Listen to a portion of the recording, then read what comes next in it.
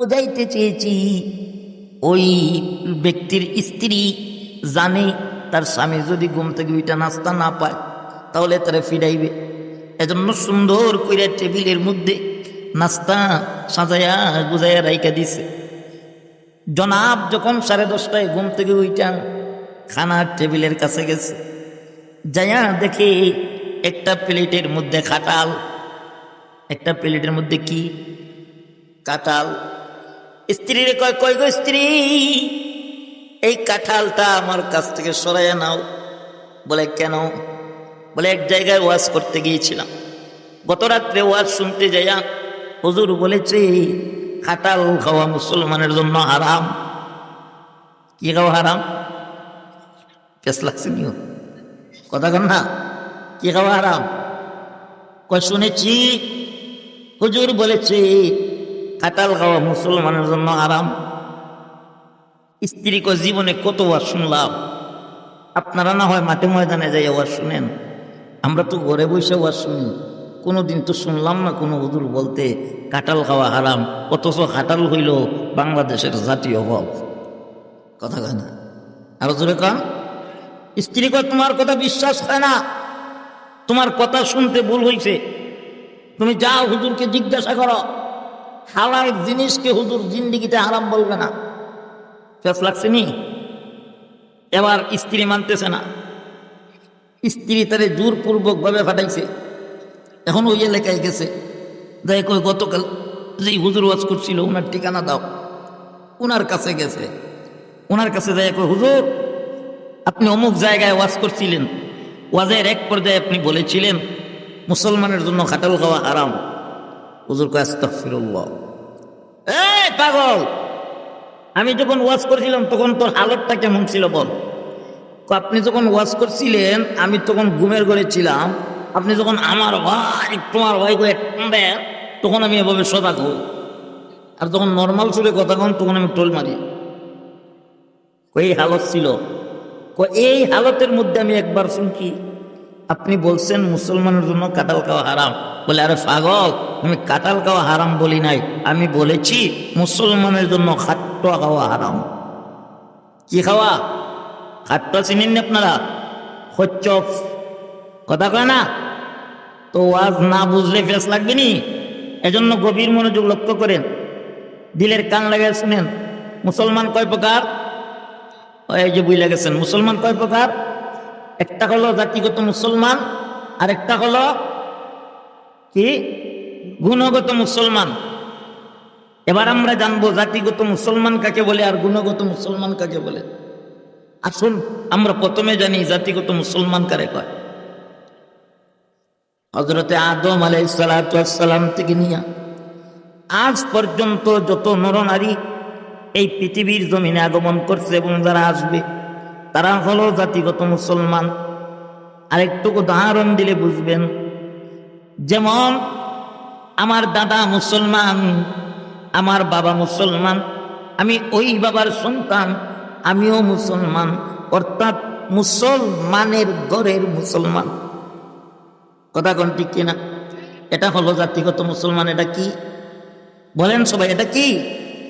আরেকটু উদাহরণ দিলে বুঝবেন, সমাজের মধ্যে অধিকাংশ মানুষ আছে নিজে মুসলমান কিন্তু মুসলমানের যে আমল আখলাক চরিত্র সেইগুলা তার মধ্যে নাই।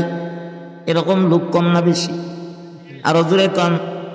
মুসলমান দাবি করে অথচ 5 ওয়াক্ত নামাজ পড়ে না। মুসলমান দাবি করে অথচ 5 ওয়াক্ত নামাজ পড়বে দূরের কথা, শুক্রবারে জুম্মার দিন মসজিদে যায় না। এরকম নাম মার্কা মুসলমান আছে না নাই? আরো জোরে কম। নিজেকে মুসলমান দাবি করে, নামাজ নাই, রোজা নাই, হজ নাই, যাকাত নাই, সুদ খায়, ঘুষ খায়, সিটারি করে, বাটপারি করে। আরো জোরে কোন আওয়াজ দিয়ে আছে না নাই? আছে না নাই? ও মুসলমান ভাইয়েরা আমার, এরা হলো জাতিগত মুসলমান। এরা কি? এরা জাতে মুসলমান, এরা মুসলমানের ঘরের মুসলমান, কিন্তু মুসলমানের যেই দায়িত্ব কর্তব্য আল্লাহ যেটা দিয়েছে, মুসলমানের যেই কাজ আল্লাহর হুকুম মানা, নবীর তরিকা মতন চলা, এইগুলা কোনোটাই তাদের মধ্যে নাই। এরা হলো জাতিগত মুসলমান। এরা কি কথা কন, এরা কি বুঝছেন? এবার জাতিগত মুসলমান কারে কয়? আমার ভাইয়েরা এবার আসুন, গুণগত মুসলমান কাকে বলে? আতিউল্লাহ ওয়া আতিউর রাসূল, যারা আল্লাহর হুকুম মানে, যারা আল্লাহর রাসূলের অনুসরণ অনুকরণ ইতাআত করে, তার টোটাল জিন্দেগিটাকে গঠন করে, তারা হলো গুণগত মুসলমান। যারা গুণগত মুসলমান তারা এক নম্বরে ওয়ামিলুস সালিহাত, আল্লাহ পাকের হুকুম মানে নেক আমল করি। কথা বলেন ঠিক কিনা? যারা গুণগত মুসলমান তারা আল্লাহর হুকুম মানে, আল্লাহ পাক যা কিছু তাকে আদেশ করছেন তা মানে, আল্লাহ পাক যা কিছু নিষেধ করেছেন তা থেকে বিরত থাকে।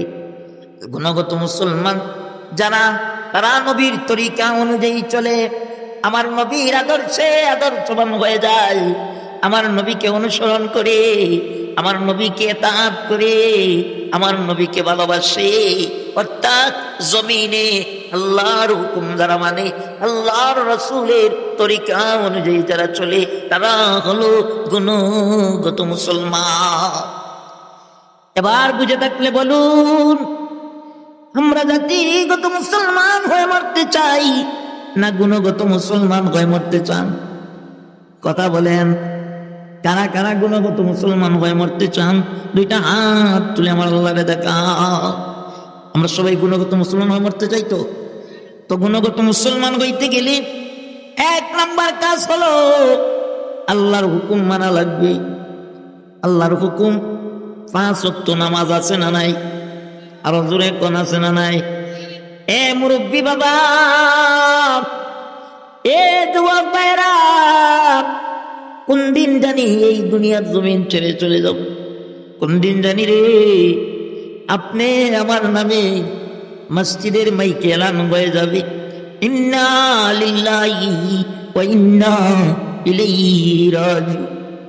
কোন দিন জানি আমার এমপি নামের পাশে লাশ উপাধি পড়ে যাবে, আমার মন্ত্রী নামের পিছনে লাশ উপাধি পড়ে যাবে, আমার সৈয়দ নামের পাশে লাশ উপাধি পড়ে যাবে, আমার চৌধুরী উপাধির পাশে লাশ উপাধি পড়ে যাবে, আমার তালুকদার উপাধির মাঝে লাশ পড়ে যাবে উপাধি, আমার শেখ শেখ উপাধির মধ্যে উপাধি পড়ে যাবে লাশ। আমাকে মানুষ একদিন এমপি সাহেব ডাকবে না, মন্ত্রী সাহেব ডাকবে না, আমাকে একদিন মানুষ মেম্বার ডাকবে না, চেয়ারম্যান ডাকবে না, হাজি সাহেব ডাকবে না, মাতব্বর ডাকবে না, আমাকে একদিন সবাই ডাকবে লাশ লাশ লাশ। কথা কোন ঠিক কিনা?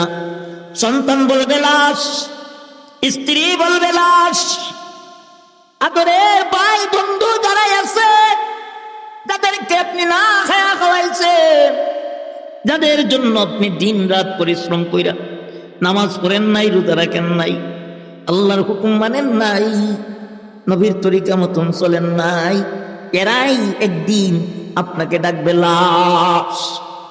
কথা কোন ঠিক কিনা? এই লাশ নামক উপাধিটা পড়ার আগে, এই 3.5 হাত কবরে যাওয়ার আগে আসেন না আমরা সবাই প্রকৃত মুসলমান হয়ে যাই, প্রকৃত ইমানদার বনে যাই, আল্লাহর হুকুম মানি, নবীর তরিকা অনুযায়ী চলি। বাইরে যদি আল্লাহর হুকুম মানতে পারে, নবীর তরিকার মধ্যে চলতে পারেন, এই দুনিয়া এবং আখিরাত আপনি আমার জন্য সফল কাম হয়ে যাবে। কথা বলেন ঠিক কিনা? বাড়ি গাড়ি টাকা পয়সা ধন সম্পদ বিবি বাচ্চা কোনো কিছুই সাথে নিয়ে যাইতে পারবেন না। আমাদের সাথে যাবে একমাত্র আমিলুস সালিহাত, নেক আমল সাথে যাবে। কথা বলেন ঠিক কিনা? এজন্য আসুন, এই মাস রজব মাস, এই মাসের নাম কি ভাই বলেন না? রজব মাস। রজব মাসের চাঁদ আকাশে উঠার সাথে সাথে আল্লাহর হাবিব রাহমাতাল লিল আলামিন দোয়া করতেন। দোয়া আমাদেরকেও দোয়াটা শিখাইয়া গেছে। আল্লাহর হাবিব ওই দোয়া করতেন, আল্লাহুম্মা বারিক লানা ফি রাজাব ওয়া শাবান ওয়া বাল্লিগনা রমাদান। আল্লাহর হাবিব বলতেন, আল্লাহ রজব আর শাবান মাস বেশি বেশি করে ইবাদত করার তৌফিক দান করো। এই দুইটা মাস হইল ইবাদতের মাস। এই 2 মাস কিসের মাস? ইবাদতের মাস। এই 2 মাসে যারা বেশি বেশি করে ইবাদত বন্দি করবে, আল্লাহ পাক রমাদান মাসে তাদেরকে 170 দিয়া মালামাল বানাই দিবে। আর জোরে কন্যা সুবহানাল্লাহ। তো এই মাসে আজকের রজনীতে আসেন না, আমি মুসাফির মানুষ, অনেক দূর থেকে এসেছি। আল্লাহর রাসূল বলেন, মুসাফিরের দোয়া আল্লাহ পাক কোনোদিন ফিরাইয়া দেয় না। আসেন না, আজকে আমরা তাওবা করব। তুবু ইলাল্লাহি তাওবাতান নাসুহা, খালিস নিয়তে একটা তাওবা করব যে আল্লাহ অতীতে যত গুনাহ করছি, যত অন্যায় করছি, যত অপরাধ করেছি, সমস্ত গুনার উপরে লজ্জিত হয়ে তুমি মালিকের দরবারে মাপ চাই। আল্লাহ মেহরবানি করে মাফ করে দেই, আল্লাহ মেহরবানি করে মাফ করে দেন। এরকম একটা খালিস নিয়তে তাওবা করতে রাজি আছেন কারা কারা? 2টা হাত তুলেন ইনশাআল্লাহ। আল্লাহ তুমি কবুল করো। সকলে বলেন আমিন। কেউ উঠবেন না, বসেন সবাই, এখনই মোনাজাত করে দিব। আমি বুঝতে পারছি আপনাদের কষ্ট হইতেছে, সবাই চলে যাইতেছেন, আর সামনে যাব না। ভাইয়েরা বন্ধুরা আমার, আসুন আমরা মোনাজাত করব। মোনাজাতের আগে হযরত খাদিজাতুল কুবরা রাদিয়াল্লাহু তাআলা আনহা কওমি মাদ্রাসার উদ্যোগে আজকের আয়োজন। এই মাহফিল করতে যাইয়া অনেক খরচাপাতি করা লাগে, অনেক টাকা পয়সার প্রয়োজন হয়। এখানে আপনাদের এলাকার মহিলারা, আমার বোনরা লেখাপড়া করে, এতে আপনারা খুশি না বেজার?